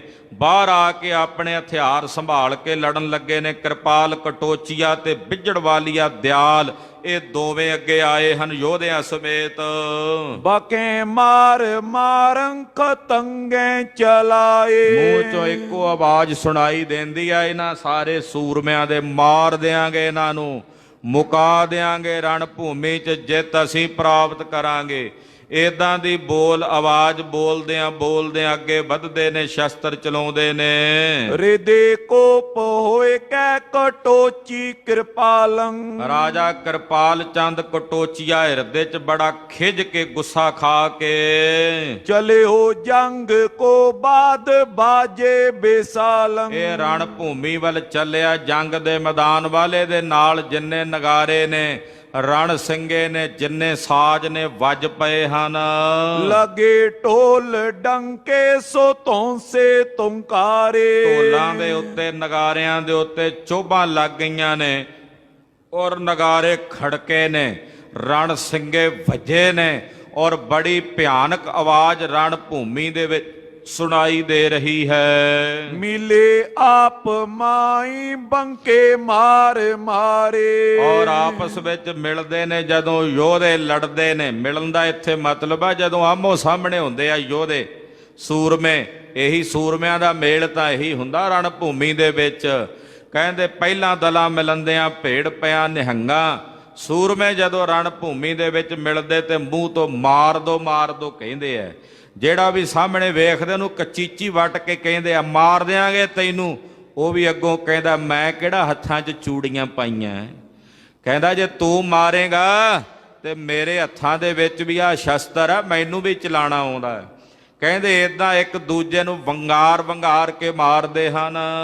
ਕਰਾ ਚੋਲ ਕਾਡੇ ਖਿਮੰਕੇ ਕਰਾਲੇ। ਕਰਾ ਚੋਲ ਕਹਿੰਦੇ ਨੇ ਗੁਰੂ ਖਾਲਸਾ ਜੀ ਸ਼੍ਰੀ ਸਾਹਿਬਾਂ ਨੂੰ, ਤਲਵਾਰਾਂ ਨੂੰ। ਤਲਵਾਰਾਂ ਕੱਢੀਆਂ ਇਹਨਾਂ ਨੇ, ਤੇ ਜਦੋਂ ਤਲਵਾਰਾਂ ਕੱਢੀਆਂ ਖਿਮੰਕੇ ਦਾ ਮਤਲਬ ਹੁੰਦਾ ਚਮਕੀਆਂ। ਤਲਵਾਰਾਂ ਚਮਕੀਆਂ, ਤੇ ਕਹਿੰਦੇ ਉਹਨਾਂ ਦੀ ਚਮਕ ਬੜੀ ਭਿਆਨਕ ਜਾਪਦੀ ਆ ਰਣ ਭੂਮੀ 'ਚ। ਤਲਵਾਰ ਦੀ ਚਮਕ ਵੇਖ ਕੇ ਜਿੱਥੇ ਸੂਰਮੇ ਨੂੰ ਚਾਅ ਚੜ੍ਹਦਾ ਨਾ, ਉੱਥੇ ਉਸੇ ਤਲਵਾਰ ਦੀ ਚਮਕ ਨੂੰ ਵੇਖ ਕੇ ਕਾਇਰ ਦਾ ਹਿਰਦਾ ਦਹਿਲ ਉੱਠਦਾ, ਕਾਇਰ ਦਾ ਹਿਰਦਾ ਕੰਬ ਉੱਠਦਾ ਹੈ। ਉਹ ਕਹਿੰਦਾ ਹਾਏ ਇੰਨੀ ਭਿਆਨਕ, ਇਹ ਤਾਂ ਕਾਲ ਦੀ ਜੀਭ ਹੈ, ਇਹ ਤਾਂ ਕਾਲ ਦੀ ਪੁੱਤਰੀ ਹੈ। ਤਲਵਾਰ ਨੂੰ ਸਿੰਘਾਂ ਦੇ ਬੋਲਿਆਂ ਵਿੱਚ ਕਾਲ ਕੀ ਪੁੱਤਰੀ ਵੀ ਕਹਿੰਦੇ ਆ, ਵੀ ਇਹ ਤਾਂ ਕਾਲ ਦੀ ਮੌਤ ਦੀ ਪੁੱਤਰੀ ਹੈ ਇਹ ਤਲਵਾਰ। ਕਹਿੰਦੇ ਕਾਲ ਦੀ ਜੀਭ ਦੇ ਸਮਾਨ ਉਹ ਤਲਵਾਰਾਂ ਰਣ ਭੂਮੀ 'ਚ ਨਜ਼ਰ ਆਉਂਦੀਆਂ, ਚਮਕਦੀਆਂ ਨੇ। ਕਟੇ ਅੰਗ ਬੀਰੰਕਾਂ ਨੇ ਕਾਵ ਡਾਲੇ। ਮੇਰੇ ਪਾਤਸ਼ਾਹ ਇਸੇ ਤਲਵਾਰ ਨੂੰ ਨਮਸਕਾਰ ਕਰਦੇ ਨੇ। ਇਸ ਤਲਵਾਰ ਨੂੰ ਨਮਸਕਾਰ ਕਰਦਿਆਂ ਮੇਰੇ ਪਾਤਸ਼ਾਹ ਕਹਿੰਦੇ ਨੇ ਨਮੋ ਸ੍ਰੀ ਭਗਉਤੀ ਬੜੈਲੀ ਸਰੋਹੀ ਕਰੇ ਏਕ ਤੇ ਦਵੈ ਸੁਪਟਾ ਹਾਥ ਸੋਹੀ। ਨਮਸਕਾਰ ਸ੍ਰੀ ਖੜਗ ਕੋ ਕਰੋ ਸੁਹਿਤ ਚਿਤ ਲਾਏ। ਪੂਰਨ ਕਰੋ ਗ੍ਰੰਥ ਯਹ ਤੁਮ ਮੋਹਿ ਕਰੋ ਸਹਾਏ। ਮਹਾਰਾਜ ਜੀ ਇਸ ਤਲਵਾਰ ਨੂੰ ਨਮਸਕਾਰ ਕਰਦੇ ਨੇ, ਇਸ ਭਗਉਤੀ ਨੂੰ ਨਮਸਕਾਰ ਕਰਦੇ ਨੇ। ਕਹਿੰਦੇ ਇਸ ਭਗਉਤੀ ਨੂੰ, ਇਹ ਬੜੈਲੀ ਨੂੰ, ਇਹ ਸਰੋਈ ਨੂੰ, ਇਹ ਤਲਵਾਰ ਦੀਆਂ ਕਿਸਮਾਂ ਨੇ। ਮੇਰੀ ਨਮਸਕਾਰ ਹੈ, ਨਮਸਕਾਰ ਹੈ ਜਿਹੜੀ ਸੂਰਮਿਆਂ ਦੇ ਹੱਥਾਂ 'ਚ ਸੋਭਦੀ ਹੈ। ਇਹ ਯੋਧਿਆਂ ਦੇ ਹੱਥਾਂ ਵਿੱਚ ਸੋਭਦੀ, ਕਾਇਰ ਨਹੀਂ ਇਹਨੂੰ ਪਕੜ ਸਕਦੇ। ਸੂਰਮਿਆਂ ਦੇ ਹੱਥਾਂ 'ਚ ਸੋਭਣ ਵਾਲੀ ਇਹ ਤਲਵਾਰ, ਕਹਿੰਦੇ ਇਹਨੂੰ ਮੇਰੀ ਨਮਸਕਾਰ ਹੈ, ਪ੍ਰਣਾਮ ਹੈ, ਜਿਹੜੀ ਸੂਰਮਿਆਂ ਦੇ ਹੱਥਾਂ 'ਚ ਸੋਭਦੀ ਹੈ। ਜਦੋਂ ਇਹ ਚੱਲਦੀ ਹੈ ਇੱਕ ਤੋਂ ਦੋ ਕਰ ਦਿੰਦੀ ਹੈ। ਖਾਲਸਾ ਜੀ ਪਰਮੇਸ਼ਰ ਦੀ ਜਿਹੜੀ ਸ਼ਕਤੀ ਆ ਉਹ ਵੀ ਇੱਕ ਤੋਂ ਦੋ ਕਰਦੀ ਹੈ ਨਾ। ਆਖੋ ਸਤਿਨਾਮ ਸ੍ਰੀ ਵਾਹਿਗੁਰੂ। ਇੱਕ ਤੋਂ ਦੋ ਹੀ ਕਰਦੀ ਹੈ ਨਾ। ਇਹ ਤਲਵਾਰ ਜਦੋਂ ਵੱਜਦੀ ਆ ਧੜ ਨੂੰ ਦੋ ਹਿੱਸਿਆਂ 'ਚ ਵੰਡ ਦਿੰਦੀ ਹੈ। ਪਰਮਾਤਮਾ ਦੇ ਫੁਰਨੇ ਤੋਂ ਪੈਦਾ ਹੋਈ ਪਰਮਾਤਮਾ ਦੀ ਜਿਹੜੀ ਸ਼ਕਤੀ ਹੈ ਖਾਲਸਾ ਜੀ, ਉਹੀ ਪਰਮਾਤਮਾ ਦੀ ਸ਼ਕਤੀ ਪਰਮਾਤਮਾ ਤੋਂ ਦੂਜੇ ਸੰਸਾਰ ਦੀ ਰਚਨਾ ਕਰ ਦਿੰਦੀ ਹੈ, ਸ੍ਰਿਸ਼ਟੀ ਦੀ ਰਚਨਾ ਕਰ ਦਿੰਦੀ ਹੈ। ਉਸੇ ਵਿਸ਼ੇ ਨੂੰ ਮਹਾਰਾਜ ਜੀ ਚੰਡੀ ਦੀ ਵਾਰ 'ਚ ਖੋਲਦਿਆਂ ਕਹਿੰਦੇ ਨੇ, ਖੰਡਾ ਪ੍ਰਿਥਮੈ ਸਾਜ ਕੈ ਜਿਨ ਸਭ ਸਹਿਸਾਰ ਉਪਾਇਆ। ਪਹਿਲਾਂ ਖੰਡਾ ਸ਼ਕਤੀ ਬਣਾਈ ਵਾਹਿਗੁਰੂ ਨੇ, ਪਰਮੇਸ਼ਰ ਨੇ ਆਪਣੀ ਸ਼ਕਤੀ ਤੋਂ ਫਿਰ ਸੰਸਾਰ ਦੀ ਉਤਪਤੀ ਕੀਤੀ ਹੈ। ਦੂਜਾ ਸੰਸਾਰ ਤਦੇ ਬਣਾ, ਦੁਈ ਕੁਦਰਤ ਸਾਜੀ ਹੈ ਕਿਹਾ ਨਾ ਮਹਾਰਾਜ ਜੀ ਨੇ ਆਸਾ ਜੀ ਦੀ ਵਾਰ ਦੇ ਵਿੱਚ। ਦੁਈ ਕੁਦਰਤ ਸਾਜੀ ਹੈ, ਮਹਾਰਾਜ ਜੀ ਨੇ ਦੂਜੀ ਕੁਦਰਤ ਸਾਜੀ ਹੈ। ਇਹ ਦੋ ਬਣਾਉਂਦੀ ਹੈ ਨਾ ਇਹ ਪਰਮਾਤਮਾ ਦੀ ਸ਼ਕਤੀ। ਉਹ ਤਲਵਾਰ ਵੀ ਇੱਕ ਉਹਨਾਂ ਸ਼ਕਤੀਆਂ ਦੇ ਵਿੱਚੋਂ ਇੱਕ ਸ਼ਕਤੀ ਇਹ ਤਲਵਾਰ ਹੈ ਅਕਾਲ ਪੁਰਖ ਪਰਮੇਸ਼ਰ ਦੀ। ਤੋ ਮਹਾਰਾਜ ਜੀ ਕਹਿੰਦੇ ਸੂਰਮਿਆਂ ਦੇ ਹੱਥਾਂ ਵਿੱਚ ਸੋਭਦੀ ਹੈ, ਜਿਹੜੀ ਇੱਕ ਤੋਂ ਦੋ ਕਰੀ ਜਾਂਦੀ ਹੈ। ਕਰੇ ਏਕ ਤੇ ਦਵੈ, ਇੱਕ ਤੋਂ ਦੋ ਕਰਦੀ ਚਲੀ ਜਾਂਦੀ ਹੈ। ਕਈ ਵਾਰ ਕੁਝ ਇਹੋ ਜਿਹੇ ਭਾਵ ਹਿਰਦੇ ਵਿੱਚ ਉਤਪੰਨ ਹੁੰਦੇ ਨੇ, ਜਦੋਂ ਸ਼ਬਦਾਂ ਰਾਹੀਂ ਬਿਆਨ ਕਰਨਾ ਚਾਹੀਏ ਤਾਂ ਸ਼ਬਦਾਂ ਰਾਹੀਂ ਬਿਆਨ ਨਹੀਂ ਹੋ ਪਾਉਂਦੇ। ਇੱਦਾਂ ਜਾਪਦਾ ਵੀ ਇਹਨਾਂ ਨੂੰ ਬਿਆਨ ਕਰਨ ਵਾਸਤੇ ਸ਼ਬਦ ਬੜੇ ਥੋੜ੍ਹੇ ਹਨ, ਔਰ ਸ਼ਬਦ ਬੜੇ ਸੀਮਤ ਜੇ ਪ੍ਰਤੀਤ ਹੁੰਦੇ ਨੇ। ਔਰ ਕਈ ਵਾਰ ਥੋੜ੍ਹੇ ਸ਼ਬਦਾਂ ਵਿੱਚ ਜਦੋਂ ਇੱਦਾਂ ਦੇ ਕੁਝ ਵਿਸ਼ੇ ਨੂੰ ਬਿਆਨ ਕੀਤਾ ਜਾਂਦਾ ਹੈ ਤੇ ਕਈਆਂ ਦੇ ਸਮਝਣ ਦਾ ਮਾਦਾ ਉਹ ਨਾ ਹੋਣ ਕਰਕੇ ਉਸ ਥੋੜ੍ਹੇ ਸ਼ਬਦਾਂ 'ਚ ਕੀਤੇ ਹੋਏ ਉਸ ਬਿਆਨ ਨੂੰ ਤਰੋੜ ਮਰੋੜ ਕੇ ਕਿਸੇ ਹੋਰ ਢੰਗ ਨਾਲ ਪੇਸ਼ਕਾਰੀ ਕਰ ਦਿੱਤੀ ਜਾਂਦੀ ਹੈ। ਇਸ ਕਰਕੇ ਭਾਈ ਇਹ ਪੂਰੇ ਭਾਵ ਨਹੀਂ ਚਿੰਤਨ ਦਾ ਵਿਸ਼ਾ ਹੈ ਕਿ ਕਿਵੇਂ ਇੱਕ ਤੋਂ ਦਵੈ ਹੁੰਦੇ ਨੇ। ਰਣ ਭੂਮੀ ਵਿੱਚ ਤਾਂ ਹੋ ਹੀ ਰਹੇ ਨੇ, ਜਦੋਂ ਪ੍ਰਮਾਤਮਾ ਨੇ ਵੀ ਕਿਹਾ ਨਾ ਏਕ ਮੇਵਾਏ ਪ੍ਰਜਾਇਤੀ ਬਹੁ ਸ਼ਿਆਮਾ, ਏਕ ਮੇਵਾਏ ਪ੍ਰਜਾਇਤੀ ਬਹੁ ਸ਼ਿਆਮਾ, ਮੈਂ ਇੱਕ ਤੋਂ ਬਹੁ ਰੂਪ ਹੋ ਜਾਵਾਂ। ਫਿਰ ਆਪੇ ਇੱਕ ਤੋਂ ਦੋਈ ਕੁਦਰਤ ਸਾਜੀਆ ਹੋ ਗਏ। ਇੱਕ ਤੋਂ ਹੀ ਦੋਈ ਕੁਦਰਤ ਸਾਜੀਆ ਵਾਲੀ ਖੇਡ ਪਰਮਾਤਮਾ ਨੇ ਰਚ ਦਿੱਤੀ ਹੈ ਨਾ ਪਰਮੇਸ਼ਰ ਨੇ। ਇਹ ਕੁਦਰਤ ਦੂਈ ਹੈ, ਯਾਨੀ ਕਿ ਉਹਨੇ ਆਪਣੇ ਆਪ ਤੋਂ ਪੈਦਾ ਕੀਤੀ ਹੈ। ਤੋ ਇਹ ਅਕਾਲ ਪੁਰਖ ਵਾਹਿਗੁਰੂ ਪਰਮੇਸ਼ਰ ਦੀ ਖੇਡ ਹੈ। ਕਹਿੰਦੇ ਤਲਵਾਰਾਂ ਸੂਰਮਿਆਂ ਦੇ ਹੱਥਾਂ 'ਚ ਸੋਭਦੀਆਂ ਨੇ। ਕਟੇ ਅੰਗ ਵੀਰੰ ਘਨੇ ਘਾਵ ਡਾਲੇ, ਉਹ ਤਲਵਾਰਾਂ ਜਿਹੜੀਆਂ ਸੂਰਮਿਆਂ ਦੇ ਹੱਥਾਂ 'ਚ ਸੋਭਦੀਆਂ ਨੇ ਉਹ ਅੰਗਾਂ ਨੂੰ ਕੱਟਦੀਆਂ ਨੇ। ਜਦੋਂ ਕੱਟਦੀਆਂ ਨੇ ਘਾਇਲ ਹੁੰਦੇ ਨੇ ਸੂਰਮੇ, ਉਹਨਾਂ ਦੇ ਘਾਵਾਂ ਵਿੱਚੋਂ ਜ਼ਖਮਾਂ ਦੇ ਵਿੱਚੋਂ ਖੂਨ ਦੀਆਂ ਤਤੀਰੀਆਂ ਨਿਕਲਦੀਆਂ ਹਨ। ਪਾਏ ਛਿਨ ਪਿੰਨਾ ਛਿਦੇ ਛਿਪਰ ਬੀਰੰ, ਕਹਿੰਦੇ ਵੇਖਦਿਆਂ ਵੇਖਦਿਆਂ ਬਹੁਤ ਸਾਰੇ ਸੂਰਮੇ ਛਿੰਨ ਭਿੰਨ ਹੋ ਗਏ ਨੇ। ਜਿਵੇਂ ਆਪਾਂ ਕਹਿ ਨਹੀਂ ਦਿੰਦੇ ਬੋਲ ਛਿੰਨ ਭਿੰਨ ਹੋ ਗਏ, ਯਾਨੀ ਕਿ ਖੰਡਾ ਹੀ ਹੋ ਗਿਆ। ਕਿਤੇ ਹੱਥ ਪਿਆ ਵੱਢਿਆ, ਕਿਤੇ ਗਰਦਨ ਪਈ ਆ ਵੱਡੀ ਹੋਈ, ਕਿਤੇ ਲੱਤ ਵੱਡੀ ਪਈ ਆ, ਕਿਤੇ ਪੇਟ ਫਾੜਿਆ ਪਿਆ ਹੋਇਆ। ਕਹਿੰਦੇ ਇਦਾਂ ਛਿੰਨ ਭਿੰਨ ਹੋ ਗਏ। ਬੜੇ ਛਿਪਰ, ਛਿਪਰ ਦਾ ਮਤਲਬ ਹੁੰਦਾ ਬੜੀ ਛੇਤੀ ਨਾਲ। ਕਹਿੰਦੇ ਬਿਜਲੀ ਵੀ ਇੰਨੀ ਤੇਜ਼ ਨਹੀਂ ਚੱਲਦੀ ਜਿੰਨੀ ਸੂਰਮਿਆਂ ਦੀ ਤਲਵਾਰ ਤੇਜ਼ ਚੱਲਦੀ ਹੈ। ਔਰ ਬੜੇ ਛਿਪਰ ਛੇਤੀ ਨਾਲ ਛਿਦ ਗਏ, ਕੱਟੇ ਗਏ ਸੂਰਮੇ ਯੋਧਿਆਂ ਦੇ ਸਰੀਰਾਂ ਦੇ ਅੰਗ। ਕਿਸੂ ਹੱਥ ਕਾਟੇ ਕਿਸੂ ਕੰਧ ਚੀਰੰ, ਕਿਸੇ ਦੇ ਹੱਥ ਕੱਟੇ ਗਏ, ਕਿਸੇ ਦਾ ਮੋਢਾ ਕੱਟਿਆ ਗਿਆ। ਕਿਤੇ ਪਾਂਵ ਕਾਟੇ ਕਰਾਹੇ ਕਰਾਲਾ, ਕਿਸੇ ਦਾ ਪੈਰ ਵੱਢਿਆ ਗਿਆ ਔਰ ਕਰਾ ਰਿਹਾ ਕੋਲ ਬੈਠਾ। ਕਟੇ ਮੁੰਡ ਕਾਂਕੇ ਪਰੇ ਰੁੰਡ ਮਾਲਾ, ਔਰ ਕਹਿੰਦੇ ਕਈਆਂ ਦੀ ਰੁੰਡ ਉਤਲਾ ਸਿਰ ਹੀ ਕੱਟਿਆ ਗਿਆ ਗਰਦਨ ਤੋਂ, ਔਰ ਉਹਨਾਂ ਦਾ ਰੁੰਡ ਖਿੰਡਿਆ ਹੋਇਆ ਕਹਿੰਦੇ ਮਾਲਾ ਬਣ ਕੇ ਮਾਨੋ ਕਈ ਰੁੰਡੀਆਂ ਮੁੰਡੀਆਂ ਜੀਆਂ ਇਕੱਠੀਆਂ ਜੀਆਂ ਹੋਈਆਂ ਪਈਆਂ। ਇਦਾਂ ਜਾਪਦਾ ਜਿਵੇਂ ਕਾਲਕਾ ਦੇ ਗਲ ਵਿੱਚ ਮੁੰਡੀਆਂ ਦੀ ਮਾਲਾ ਰਣ ਭੂਮੀ 'ਚ ਪਈ ਹੈ। ਜਥਾ ਪਾਠ ਮੈਂ ਤਾਨ ਪੁਜੰਤ ਕੋਈ, ਉਧਰ ਗੋਲੀਆਂ ਚੱਲ ਰਹੀਆਂ ਨੇ। ਕਿਵੇਂ? ਜਿਵੇਂ ਕਹਿੰਦੇ ਭੱਠੀ ਦੇ ਵਿੱਚ ਧਾਨ ਨਹੀਂ ਭੁੱਜਦਾ, ਦਾਣੇ ਭੁੱਜਦੇ ਨੇ ਤੇ ਧੜਫੜ ਧੜਫੜ ਆਵਾਜ਼ ਆਉਂਦੀ ਹੈ ਦਾਣਿਆਂ ਦੇ ਭੁੰਨਣ ਦੀ।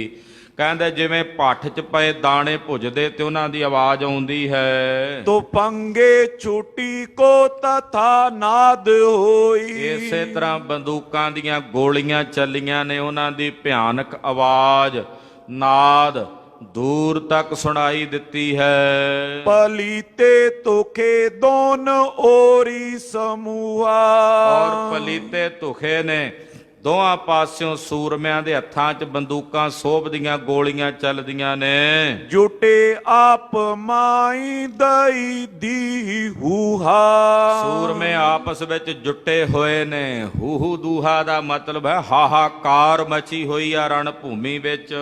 ਚਲੇ ਤੀਰ ਤੀਖੇ ਕਮਾਨੇ ਕੜੰਕੀ। ਬੜੇ ਤਿੱਖੇ ਤੀਰ ਰਣ ਭੂਮੀ 'ਚ ਚੱਲ ਰਹੇ ਨੇ। ਕਮਾਨਾਂ ਕੜਕ ਰਹੀਆਂ ਨੇ। ਜਦੋਂ ਕਮਾਨ ਦੇ ਉੱਤੇ ਤੀਰ ਚਾੜ ਕੇ ਚਲਾਉਂਦੇ ਨੇ ਤੇ ਕਮਾਨ ਦੇ ਕੜਾਕ ਦੀ ਆਵਾਜ਼ ਸੁਣਾਈ ਦਿੰਦੀ ਹੈ। ਪਏ ਹੱਥ ਵਥੰ ਕਿਰਪਾਨੇ ਸੜੰਕੀ। ਜਿਹੜੇ ਸੂਰਮੇ ਬਿਲਕੁਲ ਨੇੜੇ ਹੋ ਟੁੱਕੇ ਨੇ, ਹੱਥਾਂ ਵੱਥ ਦੀ ਲੜਾਈ, ਹੱਥੋਂ ਹੱਥ ਦੀ ਲੜਾਈ ਹੁੰਦੀ ਹੈ ਤਲਵਾਰਾਂ ਨਾਲ। ਉੱਥੇ ਤਲਵਾਰਾਂ ਹੀ ਕੰਮ ਕਰਦੀਆਂ ਨੇ ਜਦੋਂ ਹੱਥੋਂ ਵੱਥ ਦੀ ਲੜਾਈ ਹੁੰਦੀ ਹੈ। ਬੰਦੂਕਾਂ ਦੇ ਵਿੱਚ ਵੀ ਸੰਗੀਨ ਲਾਈ ਹੁੰਦੀ ਹੈ। ਜਦੋਂ ਮਿਲਟਰੀ ਵਿੱਚ ਫੌਜ ਲੜਦੀ ਹੈ, ਬੰਦੂਕਾਂ ਨਾਲ ਵੀ ਸੰਗੀਨ ਲਾਈ ਹੁੰਦੀ ਹੈ, ਅੱਗੇ ਤਿੱਖੀ ਸੰਗੀਨ ਹੁੰਦੀ ਹੈ। ਉਹ ਲਾਉਣ ਦਾ ਮਤਲਬ ਇਹ ਹੁੰਦਾ ਵੀ ਜਦੋਂ ਬਿਲਕੁਲ ਹੀ ਦੁਸ਼ਮਣ ਦੇ ਨੇੜੇ ਹੋ ਟੁੱਕੋ, ਉਦੋਂ ਬੰਦੂਕ ਕੰਮ ਨਹੀਂ ਕਰਦੀ। ਉਸ ਵੇਲੇ ਫਿਰ ਉਹ ਹੱਥੋਂ ਹੱਥ ਦੀ ਲੜਾਈ ਵਿੱਚ ਉਹ ਹੱਥ ਵਾਲੇ ਜਿਹੜੇ ਸ਼ਸਤਰ ਨੇ, ਖੰਜਰ, ਤਲਵਾਰ ਵੀ ਕੁਝ ਦੂਰੀ ਵਿੱਚ ਚਲਾਈ ਜਾਂਦੀ। ਕਈ ਵਾਰੀ ਬਿਲਕੁਲ ਹੀ ਜਦੋਂ ਜੱਫੋ ਜੱਫੀ ਹੋ ਜਾਏ, ਉਸ ਵੇਲੇ ਫਿਰ ਉਹ ਖੰਜਰ ਦੀ ਲੜਾਈ, ਕਟਾਰ ਜਾਂ ਉਹ ਸੰਗੀਨ ਵਗੈਰਾ ਨਾਲ ਮਿਲਟਰੀਆਂ ਫੌਜਾਂ ਦੇ ਸੂਰਮੇ ਜਿਹੜੇ ਨੇ ਉਹ ਲੜਦੇ ਨੇ। ਤੋ ਕਹਿੰਦੇ ਹੁਣ ਤਲਵਾਰਾਂ ਦੀ ਲੜਾਈ ਹੋਈ ਜਦੋਂ ਹੱਥੋਂ ਹੱਥ ਦੀ ਲੜਾਈ ਸ਼ੁਰੂ ਹੋਈ ਹੈ। ਹੱਥੋਂ ਹੱਥ ਦੀ ਲੜਾਈ ਵਿੱਚ ਤਲਵਾਰਾਂ ਨਾਲ ਇੱਕ ਦੂਜੇ ਨੂੰ ਕੱਟ ਕੇ ਡੱਕਰੇ ਕਰਦੇ ਨੇ। ਛੁੱਟੇ ਹੋ ਸ਼੍ਰੋਣ ਕਾਵੰ ਪਏ ਲਾਲ ਬਾਗੇ। ਸੂਰਮਿਆਂ ਦੇ ਸਰੀਰਾਂ 'ਚੋਂ ਜਦੋਂ ਲਹੂ ਵਗਦਾ ਹੈ, ਯੋਧਿਆਂ ਦੇ ਪਾਏ ਹੋਏ ਸਰੀਰਾਂ ਤੇ ਪਾਏ ਹੋਏ ਜਿਹੜੇ ਕੱਪੜੇ ਨੇ ਉਹ ਲਾਲ ਰੰਗ ਦੇ ਹੋ ਰਹੇ ਨੇ। ਪਾਏ ਚੋਲੇ ਉਹਨਾਂ ਦੇ ਸਰੀਰ ਤੇ ਪਾਏ ਜਾਮੇ ਲਾਲ ਰੰਗ ਦੇ ਹੋ ਰਹੇ ਨੇ। ਆਪਾਤੰ ਪਲਾਸੀ ਮਨੋ ਫੂਲ ਲਾਗੇ। ਭਾਈ ਸਾਹਿਬ ਜੀ ਕਹਿੰਦੇ ਮਾਨੋ ਜਿਵੇਂ ਕੋਈ ਪਲਾਸ ਦੇ ਫੁੱਲ ਨਹੀਂ ਹੁੰਦੇ ਲਾਲ ਰੰਗ ਦੇ ਖਿੜੇ ਹੋਏ, ਕਹਿੰਦੇ ਇਦਾਂ ਜਾਪਦਾ ਜਿਵੇਂ ਸੂਰਮਿਆਂ ਦੇ ਸਰੀਰ ਦੇ ਉੱਤੇ ਉਹ ਲਾਲ ਰੰਗ ਦੇ ਫੁੱਲ ਹੀ ਖਿੜੇ ਹੋਣ। ਕਟੋਚੀ ਕਿਰਪਾਲੰ ਕੁਪਿਓ ਕਰੂਰ ਤੁੰਡੇ। ਰਾਜਾ ਕਿਰਪਾਲ ਕਟੋਚੀਆ ਬੜਾ ਕਰੂਰ ਤੁੰਡ ਕਰਕੇ, ਤੁੰਡ ਦਾ ਮਤਲਬ ਹੁੰਦਾ ਮੂੰਹ, ਕਰੂਰ ਦਾ ਮਤਲਬ ਹੁੰਦਾ ਬੜਾ ਭਿਆਨਕ, ਅੱਖਾਂ ਭੌਹਾਂ ਚੜਾ ਕੇ ਕਚੀਚੀਆਂ ਵੱਟਦਾ ਹੋਇਆ ਬੜੇ ਗੁੱਸੇ ਦੇ ਵਿੱਚ ਲੜ ਰਿਹਾ ਹੈ। ਪ੍ਰਹਾਰੇ ਕਿਰਪਾਨੰ ਕੀਏ ਰੁੰਡ ਮੁੰਡੰ। ਆਪਣੀ ਤਲਵਾਰ ਦੇ ਪ੍ਰਹਾਰ ਨਾਲ ਕਈਆਂ ਨੂੰ ਰੁੰਡ ਮੁੰਡ ਕਰ ਸੁੱਟਿਆ ਹੈ। ਪਏ ਸਾਹ ਮੂਏ ਤੁੰਦ ਤਾਜੀ ਤਰਪਾਇਓ। ਔਰ ਸਾਹਮਣੇ ਜੰਗ ਦੇ ਮੈਦਾਨ ਦੇ ਵਿੱਚ ਲੜਦੇ ਨੇ ਔਰ ਆਪਣੇ ਘੋੜਿਆਂ ਨੂੰ ਤੇਜ਼ੀ ਨਾਲ ਦੜਾਉਂਦੇ ਹਨ। ਕੁਦੰਡੰ ਸਰੰਗ ਸੰਦ ਬ੍ਰਿੰਦੰ ਚਲਾਇਓ। ਔਰ ਤੀਰ ਦੀ ਕਮਾਨ ਦੇ ਉੱਤੇ ਚਾੜ ਕੇ ਅਨੇਕਾਂ ਤੀਰ ਸੂਰਮੇ ਚਲਾਉਂਦੇ। ਜਿੱਥੇ ਤਲਵਾਰ ਦੀ ਲੋੜ ਪੈਂਦੀ ਤਲਵਾਰ ਨਾਲ ਲੜਦਾ ਹੈ, ਤਲਵਾਰ ਮਿਆਨ 'ਚ ਪਾ ਕੇ ਜਿੱਥੇ ਫਿਰ ਤੀਰ ਨਾਲ ਲੜਨ ਦੀ ਲੋੜ ਪੈਂਦੀ ਆ, ਕਿਰਪਾਲ ਕਟੋਚੀਆ ਫਿਰ ਤੀਰ ਮਾਰ ਕੇ ਲੜਦਾ ਹੈ। ਮਾਰੇ ਵੀਰ ਕੂਮੇ ਪਾਰੀ ਲੋਥ ਭੂਮੇ। ਔਰ ਕਹਿੰਦੇ ਰਣ ਭੂਮੀ ਦੇ ਵਿੱਚ ਬਹੁਤ ਸਾਰੀਆਂ ਲਾਸ਼ਾਂ ਦੇ ਢੇਰ ਲੱਗ ਗਏ ਨੇ। ਦੂਰ ਤੱਕ ਲਾਸ਼ਾਂ ਹੀ ਲਾਸ਼ਾਂ ਖਿੰਡਣ ਲੱਗੀਆਂ ਨੇ। ਚਲੇ ਬਾਨ ਗੋਰੀ ਪਟੰਗ ਪ੍ਰਾਨ ਹੂਮੇ। ਬਹੁਤ ਸਾਰੇ ਬਾਣ ਤੇ ਗੋਲੀਆਂ ਚੱਲਦੀਆਂ ਨੇ ਜਿਹਦੇ ਨਾਲ ਸੂਰਮੇ ਮਰ ਰਹੇ ਨੇ, ਮੁੱਕ ਰਹੇ ਨੇ, ਸਮਾਪਤ ਹੋ ਰਹੇ ਨੇ। ਰੁਪੇ ਵੀਰ ਤੀਰੰ ਕਰੇ ਕਾਵ ਖਾਏ। ਯੋਧੇ ਪੈਰ ਅੜਾ ਕੇ ਰੁਪੇ ਹੋਏ ਨੇ, ਆਪਣੇ ਸਰੀਰ ਦੇ ਉੱਤੇ ਘਾਵ ਸਹਿੰਦੇ ਨੇ, ਜ਼ਖਮ ਸਹਿੰਦੇ ਨੇ, ਪਰ ਆਪਣੇ ਪੈਰ ਰਣ ਭੂਮੀ ਚੋਂ ਨਹੀਂ ਹਿਲਾਉਂਦੇ। ਕਟੇ ਕੋਪ ਕਹਿ ਤਜੀ ਪੈ ਨਾ ਥਾਏ। ਔਰ ਗੁੱਸੇ ਵਿੱਚ ਆ ਕੇ ਲੜਦੇ ਨੇ, ਆਪਣੇ ਪੈਰ ਰਣ ਭੂਮੀ ਵਿੱਚੋਂ ਨਹੀਂ ਛੱਡਦੇ। ਉਸ ਭੂਮੀ ਦੇ ਵਿੱਚ ਪੈਰ ਅੜਾ ਕੇ ਲੜਦਿਆਂ ਮਰ ਭਵੇਂ ਜਾਣ, ਪਰ ਉਹ ਸੂਰਮੇ ਰਣ ਭੂਮੀ ਛੱਡ ਕੇ ਪਿੱਛੇ ਨਹੀਂ ਹਟਦੇ। ਉਤੇ ਬਿਜੜਨ ਵਾਲੀਆ ਨਾਮ ਦਿਆਲੰ। ਉਧਰ ਬਿਜੜ ਵਾਲੀਆ ਰਾਜਾ ਦਿਆਲ ਜਿਹਦਾ ਨਾਮ ਹੈ, ਇਹ ਹੁਣ ਵੀਰ ਰਸ ਵਿੱਚ ਆ ਕੇ ਵਧਿਆ, ਬੜਾ ਸੂਰਮਾ ਹੈ। ਕਿਰਪਾਲ ਕਟੋਚੀਏ ਦੀ ਫੌਜ ਦਾ ਮੰਨ ਲਓ ਮਹਾਨ ਸਿਪਾਹ ਸਲਾਰ ਇਹੀ ਹੈ। ਇਹ ਵੱਧ ਕੇ ਆਇਆ ਜਿਵੇਂ ਅੱਗੇ, ਤੇ ਕਲਗੀਧਰ ਪਾਤਸ਼ਾਹ ਨੇ ਜਿਵੇਂ ਇਸ ਦਿਆਲ ਬਿਜੜ ਵਾਲੀਏ ਨੂੰ ਆਪਣੇ ਹੱਥੀਂ ਮਾਰਿਆ, ਉਹ ਪ੍ਰਸੰਗ ਕਥਾ ਦਾ ਆਪ ਜੀ ਅਗਲਿਆਂ ਪ੍ਰਸੰਗਾਂ ਵਿੱਚ ਸਰਵਣ ਕਰੋਗੇ। ਸਤਿਗੁਰੂ ਗਰੀਬ ਨਵਾਜ ਸਾਹਿਬ ਜੀ ਦਾ ਪਾਵਨ ਇਤਿਹਾਸ ਕਥਨ ਕਰਦਿਆਂ ਹੋਈਆਂ ਭੁੱਲਾਂ ਚੁੱਕਾਂ ਦੀ ਖਿਮਾ ਕਰਨੀ, ਅਰਦਾਸ ਕਰਨੀ, ਸਤਿਗੁਰੂ ਜੀ ਅੱਗੇ ਵਾਸਤੇ ਸਦ ਬੁੱਧੀ ਔਰ ਸਮਤ ਪ੍ਰਦਾਨ ਕਰਨ। ਵਾਹਿਗੁਰੂ ਵਾਹਿਗੁਰੂ ਵਾਹਿਗੁਰੂ ਵਾਹਿਗੁਰੂ।